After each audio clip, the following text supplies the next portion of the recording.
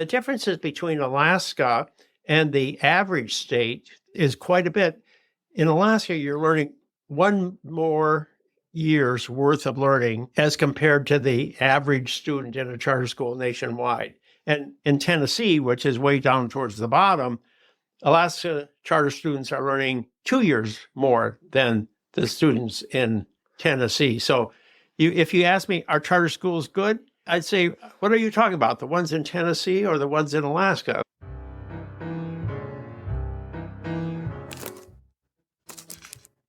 Hello, East Anchorage. This is Alaska State House Representative Andrew Gray, and East Anchorage Matters. The purpose of this podcast is to keep the constituents of Anchorage's Campbell Park, University area, Russian Jack, and Unaka Valley neighborhoods abreast of the happenings in the halls of government of our great state. Since I was elected in 2022, the big item on our legislative agenda has been the need for increased education funding. There is currently a bill in the House Rules Committee called Senate Bill 140. Initially, this was a simple bill sponsored by Senator Lyman Hoffman of Bethel that would improve broadband internet connectivity at our rural remote schools. But since arriving in the House, it has grown in size, incorporating multiple other bills, including increased education transportation funding, an increase to the base student allocation, we often call it the BSA, and a change to the way charter schools are approved in Alaska, moving the approval authority away from the local school board to the state level. Charter schools are the topic of today's podcast. A recent study by Harvard researchers ranked the nation's charter schools based on student performance on a national assessment exam, and based on that study, Alaska ranks number 1 in the country for charter schools. Our guest today is the author of the study, Harvard professor Paul Peterson. His study has gotten a lot of attention, particularly from Governor Dunleavy. Here is the governor at his press conference on Wednesday, February 7th, discussing his priority to expand access to charter schools for all Alaska children. We're not forcing charter schools on people. They're banging on the doors for more charter schools. The parents are. The kids are. And in many cases, teachers that want to teach there are. Why would we want to support that, especially if the outcomes show that we're doing well?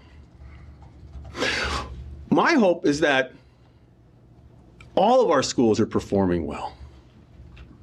But right now, what are we asking in the charter schools? To allow the state to agree to a charter if a school district doesn't want to do it.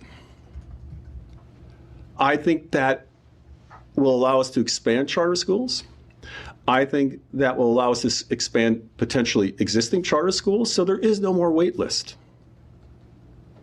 But the charter schools are performing fabulously, according to this study. As you heard there, the governor is basing his decision on this particular recent study authored by our guest, Harvard professor Paul Peterson. The name of the study is the Nation's Charter Report Card, first ever state ranking of charter schools on the National Assessment of Educational Progress. This was published in the winter of 2024 issue of Education Next. Education Next is a magazine founded in 2001 by a school choice-minded panel at Stanford. And over the decades, it has been associated with promoting charter schools, private school vouchers, and increased teacher accountability. Paul Peterson, welcome to the podcast. Thank you very much. I appreciate the opportunity. To get started, just tell us why you're in Alaska. I'm here because I did a study which produced a conclusion that I had totally never anticipated, and that is that Alaska has the best charter schools in the United States. I want to ask some details about that study, but tell us a little bit about who you are and where you live and what you do for your day job. I teach at Harvard University, and I teach a course on education policy to a lot of graduate students and undergraduate students. And then I direct a program called the Program on Education Policy and Governance. And I've been doing that for the last 25, 30 years. And I've been following a lot of educational reforms over the years and how successful they've been. And I've done my own research on what works and what doesn't work. And so it's just been something that's really intrigued me for a very long time. And you have a PhD in education? No, I have a PhD in government and political science.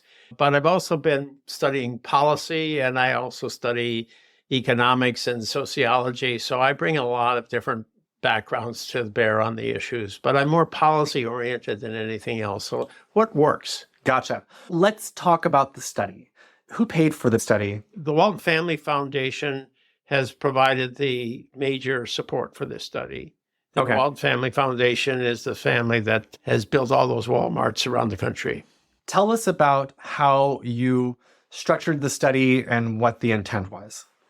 So the intent was to simply rank the states, the 50 states, or as many of them as we could get good information about, on how good their charter schools are operating or did operate during the period 2009 to 2019, because we don't have any data since COVID, and we don't have much data before 2009. So this is an 11-year period for which you have very high quality data on how charter schools are performing. When you look at it from the point of view, is what are kids learning at those schools in math and reading? And that's provided for us by the United States Department of Education, which administers the National Assessment of Educational Progress, which is The NAEP. the NAEP. Yes. So, And mainly you were looking at NAEP scores as being the primary way of measuring how successful a charter school was. there's other groups that have tried to measure charter schools' performances, but they do it mostly in terms of what they think would make for a good school. And we said, actually, if you want to know whether a school is doing well, you should be looking at whether the kids go to that school, learning anything at that school. So that's why we use the NAEP. And you said that when you started out, you had no expectation that Alaska would be So on when I showed these results to the former director of the National Alliance for Public Charter Schools, she said, Alaska? She was very surprised. She probably knows more about charter schools across the country than anybody else, but she hadn't paid any attention to Alaska. Nobody's paid any attention to Alaska. There's not been any serious research on how good the charter schools are in Alaska. We know a lot about the schools in Colorado and Massachusetts and New York and California and New Jersey, Washington, D.C., Florida, but we don't know anything about Alaska charter schools. So this came out of nowhere. And the study itself is quite large. I mean, it's a lot of pages. And so with a lot of citations, a lot of information. So I'm basically going to be asking you to synthesize some of it for us as best you can. Were the raw NAEP scores for Alaska the highest in the country at our charter schools? No. Okay. No, Alaska looks good when you look at the raw data. If you just look at the actual scores, I think, is it come in? You probably have this. I make so many comparisons, I forget, but they come in fifth, I think. Fifth Of the raw scores. on the raw scores. So it looks good, but it doesn't look astounding. But that's not really the right way to compare schools. You should take into account the background of the students going to that school, because some kids come from a background where they have already learned a lot before they get to school. Their families are teaching them in the home. So you want to control for the income of the family. You want to control for the education, where there's a computer in the home, for whether there's books in the home. And we also want to control for the ethnic background, because we know that there's a lot of variation by the whether you're white or black or Asian or whatever. And so there's a lot of things there that you need to adjust for to come up with a ranking that really takes into account the heterogeneity of the population that charter schools are serving. So that's when Alaska comes in number one, after we make these adjustments. Yeah. In your opinion, what is it about Alaska charter schools that makes us different than other states' charter school system? I wish I knew. I wish I knew why charter schools are performing as well as they are in Alaska. I'm learning some things about it by visiting here and talking to people, but that's not what I can bring to the table. The people who live here have to look and say, what is it that we're doing here? Then I'll ask more generally. From briefly reviewing your resume and looking at the media coverage around you, it seems that you're a proponent of charter schools, that you like charter schools in general. Yes and no. Basically, I believe in school choice. I believe that families should have a choice of school for their children. Some people think that homeschooling is the best solution. Some people think that school vouchers are the best school, or education savings accounts are very popular now in Nevada and Arizona, West Virginia, Florida. So there's a lot of proposals out on the table. Charter schools are educating about 7% of the population, and charter schools have been the most successful choice opportunity made available out there. Some school districts are creating more choice opportunities within the school district. I think all of those things should be tried out. So I'm a person who looks at everything that's out there in the school choice area. Let's learn what works and what doesn't work. So with charters, I think the one thing I've learned by studying this is that charter schools started out not being any better than the district schools that were already there, but they have improved over time. So if you look at over the 20 years before that, charter schools were getting better and district schools were not getting better at the same rate. So charter schools have been improving relative to district schools. But in this study, I just simply wanted to forget about comparing charters to what's already out there in your traditional public school and say some charter schools must be doing better than others. Let's find out where they're doing better. And the differences between Alaska and the average state is quite a bit. In Alaska, you're learning one more year's worth of learning as compared to the average student in a charter school nationwide. And in Tennessee, which is way down towards the bottom, Alaska charter students are learning 2 years more than the students in Tennessee. So if you ask me, are charter schools good? I'd say, what are you talking about? The ones in Tennessee or the ones in Alaska? Okay, well, I'm going to ask you a different. question about Tennessee. Yeah. How are the students in neighborhood schools in Tennessee doing compared to kids in neighborhood schools in Alaska? Do you know? I think they're doing better. In Alaska comes down at the bottom. So Tennessee neighborhood schools are doing better than Alaska neighborhood schools, but Alaska charter schools are doing much better than Tennessee charter schools. Right. You've been teaching at Harvard for a long time. I'm sure you have to have some ideas. When you talk about one way to improve our neighborhood schools is to make them more like charters, what would be some simple interventions as you see it that would improve our neighborhood schools and allow them to have some of the benefits that we're seeing at charter schools? The best research in charter schools out there that compares them to neighborhood schools show that at least in urban areas where you have disadvantaged children, going back to the fundamentals is what's necessary.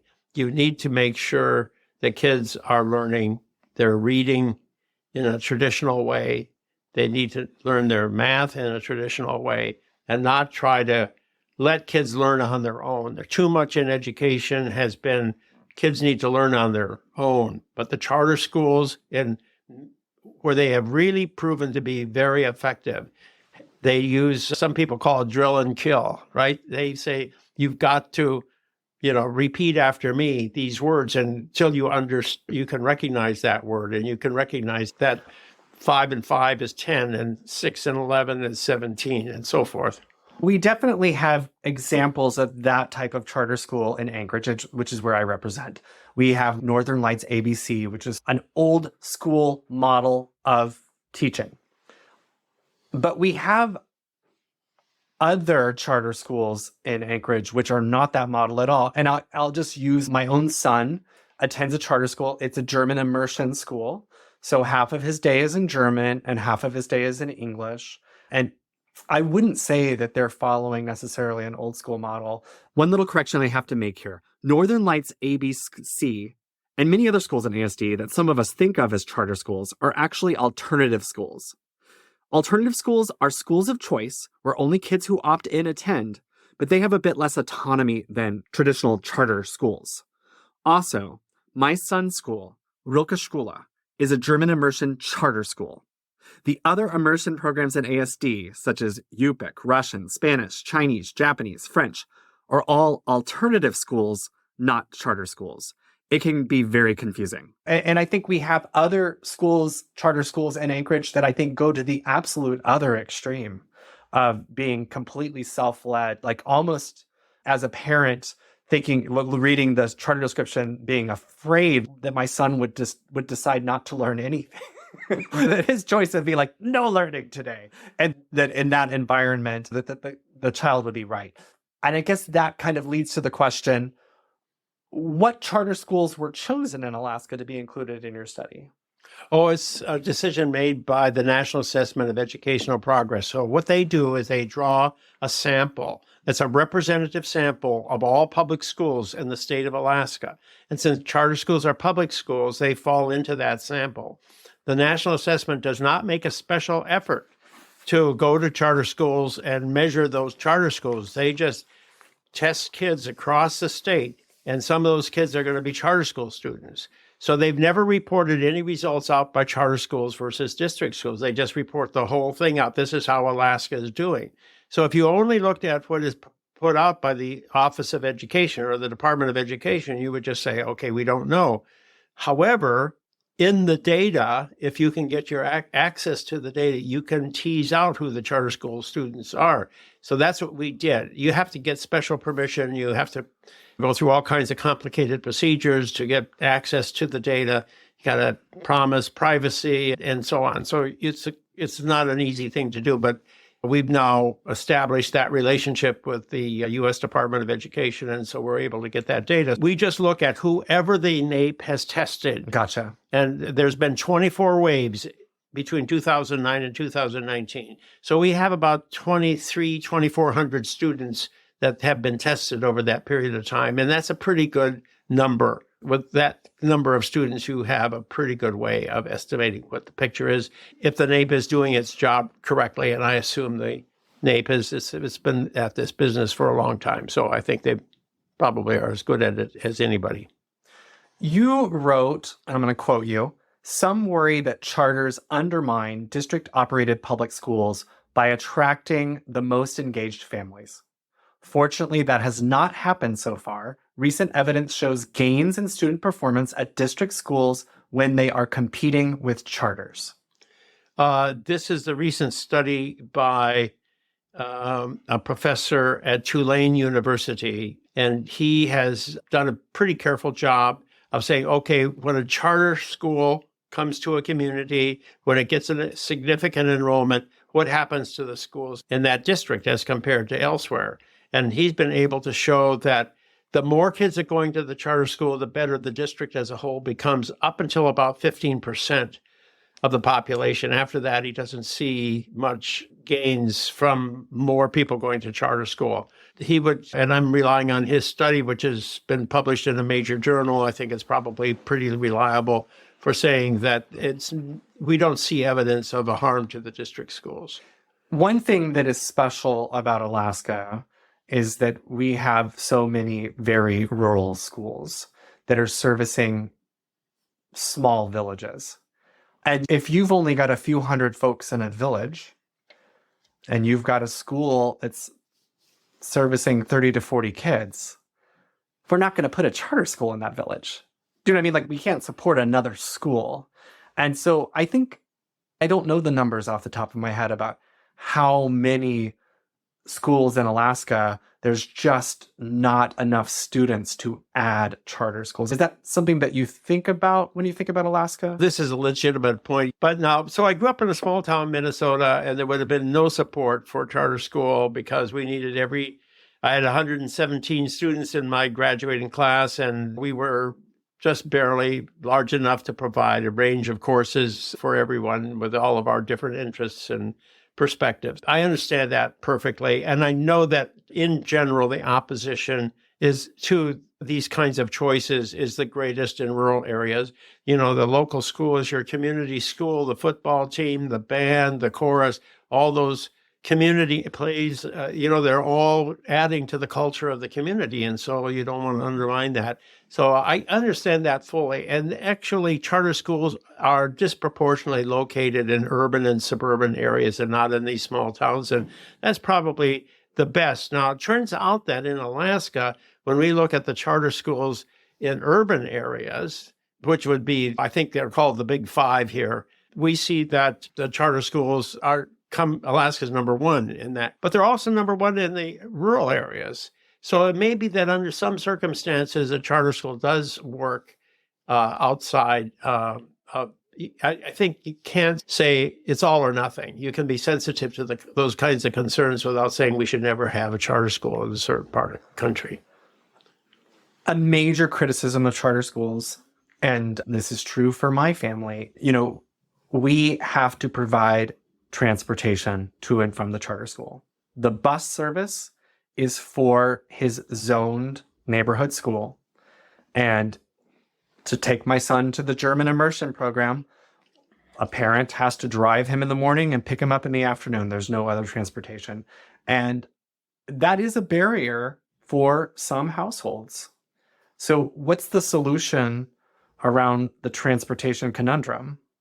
Well, Boston or Massachusetts as a whole actually does have a solution to that. The transportation system for children in the Boston area, they take every kid to school, whether they go to a private school or a charter school or their neighborhood school or a school that's on the other side of town that's no longer a neighborhood school. Might have been a neighborhood school. This is the state of Massachusetts or a city? They will bus all over the Boston metropolitan area. Okay. So it's a very substantial cost to the district. 10% of the budget of the Boston school system is for transportation because they are busing a lot of kids around. And I imagine it's a logistical nightmare for somebody to figure out who's picking up which kids. And New York has a similar policy relying on the public transportation. So actually, if that's the issue in Alaska, and I can understand that it might be, then really what might be considered is, why don't you have a transportation system that's transporting all the public school kids?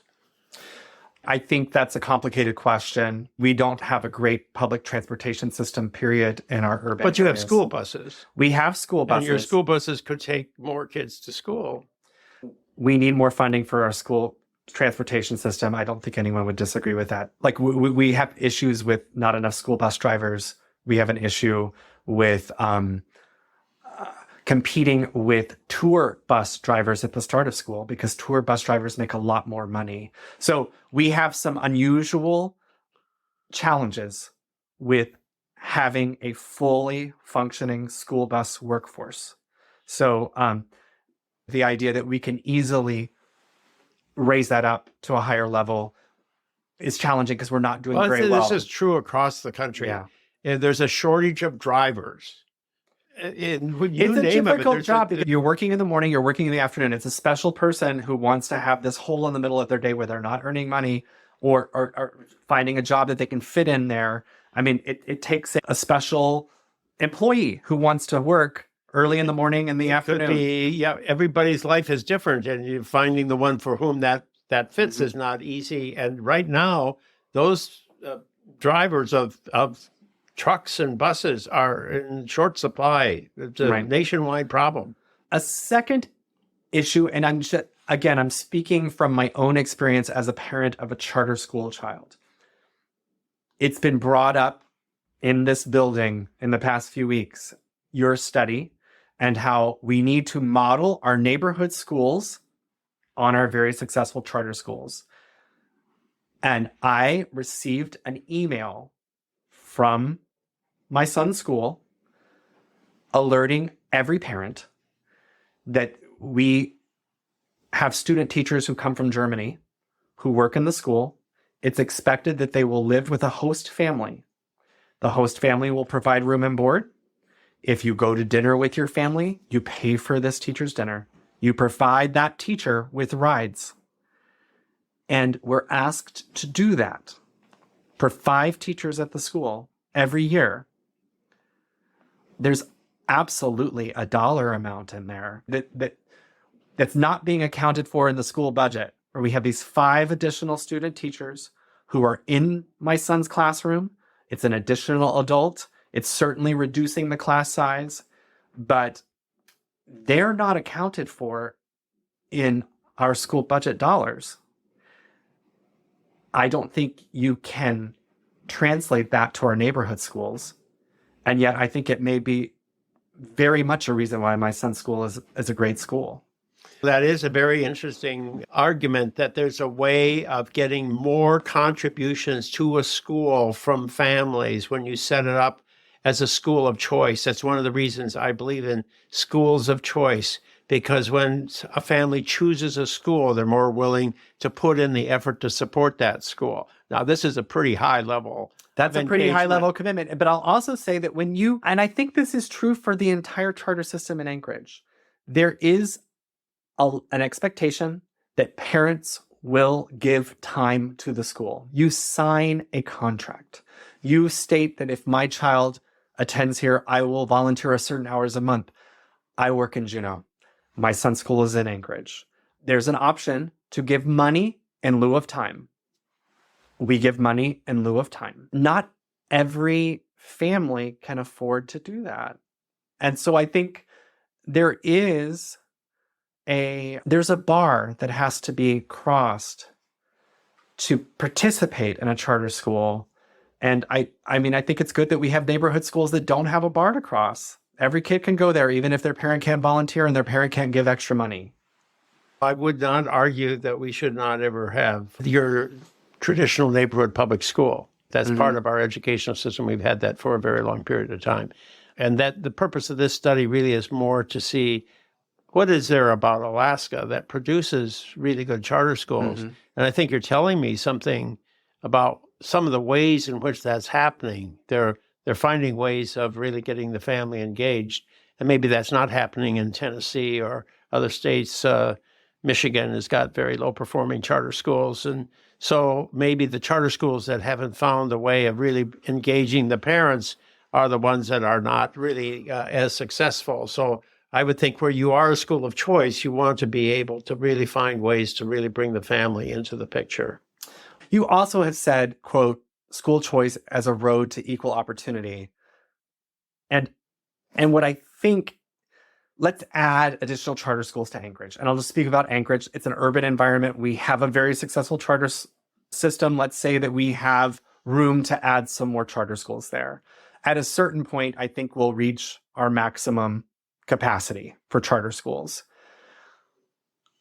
I think we will have maxed out on the number of parents who can give that extra involvement, because that's a requirement for charter schools in Anchorage. We require parents to commit a certain amount of time or money in lieu of time.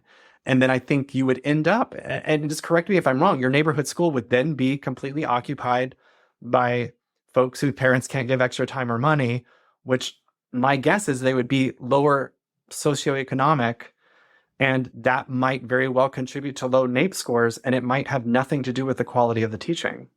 You know, you have about 7% of the students in Alaska attending charter schools. But I'll just throw that out that we know that there's large sections of Alaska that are these small villages that are rural, and there's parts that will never be able to add a charter school in. So if we took those students away, I think the percentage might be higher.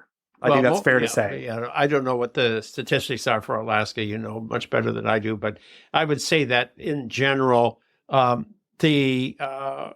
basically this argument that the charter schools are going to take away all the good, talented families really hasn't shown to have been the case. The charter schools have served a very diverse population, and that the districts where they have charter schools are higher performing overall. So the benefits spill over to the whole community is what we're finding up to a point. I agree with you about up to a point. So the 15 percentage point which is quite a ways away from where Alaska is right now.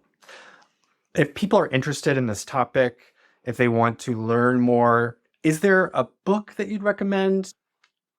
I wrote a book in 2012, which is a little long in the tooth right now, called Saving Schools. If you want to look at a book by Paul Peterson called Saving Schools, 2012. I wouldn't agree with everything in that book, but there's still a lot of information there that's still relevant. Okay. Thank you so much. Thank you. It's really interesting. You can hear from the content of that interview with Dr. Peterson that he doesn't have a specific detailed knowledge of the 31 charter schools in Alaska.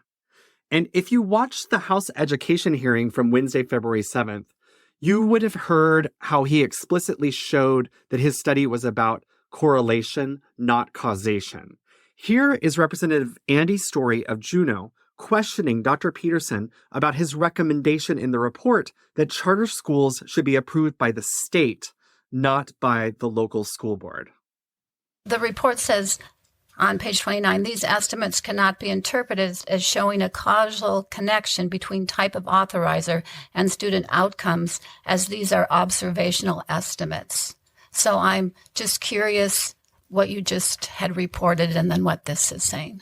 Yes, all we can do is to show that students perform better if they attend charter schools that have been authorized by a statewide agency. We can't say that's why they did it, because there could be other factors out there. I'll just note that per Dr. Peterson's study, Alaska is ranked number 1, yet we currently approve our charter schools at the local school board level. It seems to me that the recommendation to move it to the state level doesn't make sense for Alaska. People should be doing what Alaska's doing. Alaska shouldn't be changing its number 1 system. Let's talk about states that did not rank well in the study. Here is a clip from that same House Education meeting on February 7th. And if you go down to the bottom of this thing and you look at Hawaii is way, way off, but I think that's partly because a lot of the charter schools are teaching Hawaiian. They're teaching in Hawaiian. They're trying to preserve the indigenous language. And so these tests are administered in English. So if you're being taught in Hawaiian and you're tested in English, you're not going to do very well. So I don't know about those Hawaii results. I'm not going to, we're reporting them, but I won't say that they're definitive. I wonder why immersion language charters in Hawaii are a problem. In Alaska, they apparently aren't. And I know because my son is in a German immersion program. I say apparently because we don't know exactly which charter schools were included in the NAEP data that Dr. Peterson used. It could have been language immersion schools, but maybe not. This brings me to my concern. Major education policy decisions for this state could be made because of this one single study. It seems the governor is using this study to justify not substantially increasing funding to our public education system to the level that Alaska superintendents believe it should be, but rather to present this alternative recipe for improving education, which is to model our neighborhood schools after charter schools. Here is a clip of Governor Dunleavy from Wednesday, February 7th press conference. We know we have performance issues in our neighborhood schools. It's not the teacher's fault. That's not the kids' fault. These schools have become politicized over the decades. It's a fact. I agree with Governor Dunleavy. It's not the teacher's fault and it's not the kids' fault. And yes, this question has become very political. Very political in a way that funding other state agencies has not. Take a listen to a bit of my colleague, Representative Dan Ortez of Ketchikan's special order from Monday, February 5th, on the House floor. Representative Ortiz. Thank you, Madam Speaker. It's no secret that one of the issues that we'll be consistently looking at throughout this legislative session is how we are doing at the state in fulfilling our constitutional obligation to provide for an adequate education for our students who attend public school from the ages of 5 to 18. That is our constitutional obligation to do that. And I rise today with a very concerning and glaring statistic that is put forward in the governor's budget that he submitted back in the middle of December this year. And what that statistic shows is that from FY19, Madam Speaker, to FY25, an increase in funding for the Department of Corrections of 40%. Now, let me be very clear. I in no way oppose meeting the needs of the Department of Corrections, which is the reason why there's this call for a 40% increase during that time period. And I don't debate the need for that. However, in that same document, if you look at FY19 to FY25 for education, rather than a 40% increase to the BSA, it's a negative 2%. When you compare the governor's current submitted budget number for the BSA compared to where it was in FY19, it's negative 2%. What I believe has happened is that by failing to adequately increase the BSA over the past decade, Alaska has starved its schools. And now that the schools are starving, the governor is blaming them for being hungry. I have a question. How about we treat our schools as well as we treat our prisons?